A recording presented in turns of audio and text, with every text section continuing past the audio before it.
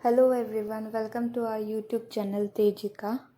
डिग्गी कल्याण जी को श्री कल्याण मंदिर के नाम से भी जाना जाता है। डिग्गी कल्याण जी का मंदिर डिग्गी नाम के कस्बे में मालपुरा तहसील, जो कि राजस्थान के टोंक जिले में स्थित है। डिग्गी कल्याण जी को भगवान विष्णु का अवतार माना जाता है। डिग्गी कल्याण जी के मंदिर का निर्माण आज से लगभग 5600 साल पहले वहाँ के राजा डिगवा ने करवाया था। डिग्गी कल्याण जी का इतिहास और कथा बहुत ही प्राचीन और पौराणिक है।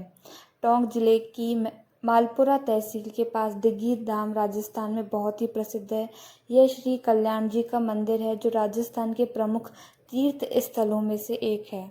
श्री डिग्गी कल्याण मंदिर का निर्माण तो हजारों वर्ष पूर्व हो गया था, लेकिन इस मंदिर का पुनर्निर्माण मेवाड़ के राजा महाराणा संग्राम सिंह अर्थात महाराणा सांगा द्वारा सन 1527 के जेठ मास की शुक्ल पक्ष की त्रयोदशी के दिन तिवाड़ी ब्राह्मणों द्वारा हुआ था।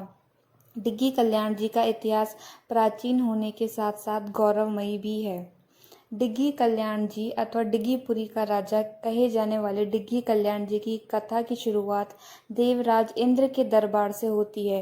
देवराज इंद्र देवताओं के राजा थे। देवराज इंद्र के दरबार में कई अप्सराएं थीं जो वहां नृत्य करने आती थी और देवराज इंद्र का मनोरंजन करती थी। एक दिन की बात है, देवराज इंद्र अपने सिंहासन पर बैठे थे। उनके दरबार में उर्वशी नामक एक बहुत ही सुंदर अप्सरा नृत्य कर रही थी। नृत्य के दौरान बेवजह उर्वशी को हंसी आ गई। जब यह दृश्य देवराज इंद्र ने देखा तो उन्हें बहुत बुरा लगा। उन्होंने दरबार के नियमों का हवाला देते हुए क्रोधित होकर उर्वशी को स्वर्गलोक से धरती पर भेज दिया और 12 वर्षों तक मृत्युलोक में रहने का कठोर दंड दिया। देवताओं के राजा होने के कारण अप्सरा उर्वशी ने देवराज इंद्र के आदेश को सहर्ष स्वीकार किया और मृत्युलोक में 12 वर्षों का दंड भोगने के लिए आ गई। प्रारंभ में उर्वशी सप्त ऋषियों के आश्रम में पहुंची और उनसे शरण मांगी। ऋषियों आज्ञा लेकर वह उनके साथ रहने लगी। कुछ समय बाद उर्वशी ने ऋषियों का आश्रम छोड़कर चंद्रगिरी नामक पर्वत पर शरण ली।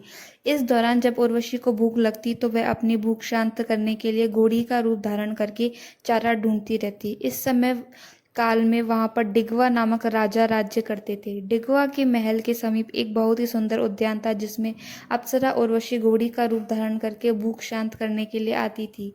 धीरे धीरे जब इस बात पर राजा को पता लगा तो उसने रात्रि के समय का ध्यान रखा और राजा ने अपने सैनिकों को उस उद्यान की निगरानी के लिए नियुक्त किया। स्वयं भी रात्रि में वहां पर पहुंचे। जैसे ही स्वर्ग की अप्सरा उर्वशी इस उद्यान में पहुंची तो राजा और सैनिकों ने उसे पकड़ने के लिए उसका पीछा किया, लेकिन वह बहुत ही तेजी के साथ पर्वतों की ओर भाग गई। राजा और सैनिक लगातार उसका पीछा करते रहे। जैसे ही वह पर्वत के ऊपर पहुंची, उसने एक बहुत ही सुंदर नारी का रूप धारण कर लिया, अर्थात अपने वास्तविक रूप में आ गई। राजा डिगवा उर्वशी की सुंदरता देखकर मंत्रमुग्ध हो गए। उन्होंने इससे पहले इतनी सुंदर नारी कभी नहीं देखी थी। जब राजा ने उर्वशी से उसके बारे में पूछा, तब उर्वशी ने देवराज इंद्र के दरबार में घटित संपूर्ण कहानी उन्हें बताई। यह कहानी जानने के बाद भी राजा डिगवा उर्वशी के मोहजाल में फंस गए और उर्वशी से आग्रह किया कि वह उनसे शादी करके राजमहल की शोभा बढ़ाए। अप्सरा उर्वशी ने राजा के विवाह प्रस्ताव को ठुकरा दिया, लेकिन बार बार जिद करने के बाद उर्वशी ने कहा कि वह डिगवा से शादी कर लेगी, लेकिन इसके लिए उन्हें एक शर्त माननी पड़ेगी कि जब 12 वर्ष की दंड अवधि समाप्त होने के बाद देवराज इंद्र मुझे लेने आए, तब राजा डिगवा मेरी रक्षा करेंगे और अगर रक्षा नहीं कर पाए तो मैं उन्हें श्राप देती। कहते हैं कि समय किसी का इंतजार नहीं करता। देखते ही देखते 12 वर्ष की अवधि समाप्त हो गई और देवताओं के राजा इंद्रदेव उर्वशी को लेने के लिए धरतीलोक पहुंचे। तभी राजा डिगवा देवराज इंद्र के सामने आकर खड़े हो गए और उन्होंने बताया कि उर्वशी अब मेरी रानी है, आप उसे नहीं ले जा सकते। यदि आप जोर जबरदस्ती करेंगे तो आपको मुझसे ही युद्ध करना पड़ेगा। फिर क्या था, देवताओं के राजा इंद्र और राजा डिगवा में एक बहुत भयंकर युद्ध हुआ। युद्ध को काफ़ी समय हो चुका था, लेकिन न तो इसमें कोई विजय हुआ न कोई पराजय हुआ। यह सब देखकर देवराज इंद्र ने भगवान विष्णु से मदद मांगी। भगवान विष्णु की मदद पाकर देवराज इंद्र ने राजा डिगवा को पराजित कर दिया।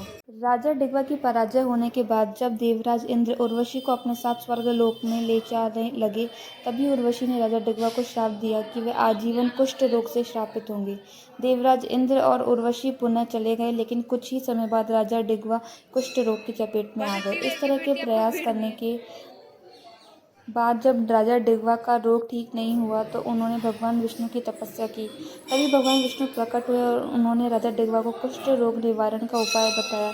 भगवान विष्णु ने कहा कि कुछ समय पश्चात उनकी मूर्ति समुद्र में बाहर आएगी, लेकिन जिसके दर्शन मात्र से आपका कुष्ठ रोग सदा के लिए समाप्त हो जाएगा। कुछ समय बाद ऐसा ही हुआ और समुद्र में भगवान विष्णु की एक बहती हुई मूर्ति दिखाई दी, जहाँ पर मौजूद एक व्यापारी ने उसे बाहर निकाला। जब यह खबर राजा तक पहुंची तो राजा ने उसके दर्शन किए और तत्काल ही उनका कुष्ठ रोग ठीक हो गया। भगवान विष्णु की मूर्ति के दर्शन करके राजा और व्यापारी दोनों का कल्याण हो गया। लेकिन तभी राजा और व्यापारी के बीच इस बात पर युद्ध छिड़ गया कि इस प्रतिमा का उत्तराधिकारी कौन है। राजा ने तर्क दिया कि भगवान विष्णु ने उन्हें कहा था कि उनकी मूर्ति पानी में बहकर आएगी, तो उस पर मेरा अधिकार है। व्यापारी ने कहा कि यह तैरती हुई मूर्ति मुझे मिली है, इसलिए इस पर मेरा अधिकार है। यह नज़ारा देखकर आकाशवाणी हुई कि आप दोनों में से जो रथ में घोड़ों के स्थान पर मूर्ति को लेकर जाएगा, उसी का इस पर अधिकार होगा। सबसे पहले उस व्यापारी ने प्रयास किया, लेकिन वह असफल रहा। जब राजा डिगवा का नंबर आया तो उन्होंने कुछ हद तक इस मूर्ति को अपने स्थान से दूर ले जाने में कामयाब रहे, परंतु जहाँ पर देवराज इंद्र और राजा डिगवा के बीच युद्ध हुआ था, उसी स्थान पर जाकर रथ रुक गया। राजा डिगवा के कई प्रयास किए, किंतु वह रथ आगे नहीं बढ़ा। अंततः थककर राजा ने इसी स्थान पर कल्याण जी के मंदिर की स्थापना की। तब से लेकर आज तक यह स्थान डिग्गी के नाम से विश्व विख्यात है।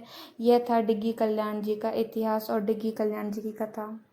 प्रत्येक माह की पूर्णिमा को डिग्गीपुरी के राजा अर्थात डिग्गी कल्याण जी का मेला या लक्खी मेला लगता है, जो कि बैसाख महीने की पूर्णिमा, श्रावण मास की एकादशी और अमावस्या के साथ जल जूलनी 11 को यहाँ पर बहुत बड़े मेले का आयोजन किया जाता है।